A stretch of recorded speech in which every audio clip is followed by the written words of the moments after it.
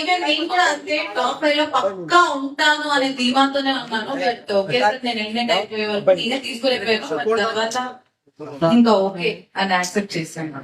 So అంటే game గురించే మీరు హెయిర్ లోపలికి వెళ్ళిన తర్వాత హెయిర్ కట్ చేసుకున్నారు చాలా తక్కువ డేస్ లోనే, అంత ఎఫర్ట్స్ పెట్టి ప్రతి గేమ్ లో గేమ్ గురించి హెయిర్ కట్ చేస్తారు కదా, మనిషి కోసం చేసుకున్నారు. సో ఏదైనా బిగ్ బాస్ కోసమే చేసుకున్నారు కదా మీరు, మనిషి కోసం. సో అయితే ఇంత ఎక్కడ గేమ్ లో కూడా మీరు చీటింగ్ చేసినా ఇంకొకటి చేసినా గేమ్ ఎప్పుడు లూజ్ అవ్వలేదు. సో గేమ్ కోసం 100% ఆడారు కదా. సో మీకన్నా గేమ్ ఆడే వాళ్ళు చాలా మంది ఉన్నారు అక్కడ. సో వాళ్ళెవరు రాకుండా మీరు రావడానికి రీజన్ అంటే ఏం చెప్పారు? No idea. అందుకే నేను షాక్ అయ్యాను. నేను పక్కా ఉంటాననే దాంట్లోనే ఆ బాటమ్ 2 లో పెట్టినప్పుడు కూడా ఇద్దరం, నేను సంజన గారు ఉన్నప్పుడు కూడా నేను రాను అనే దాంట్లోనే నేను కాన్ఫిడెంట్ గా ఉన్నాను.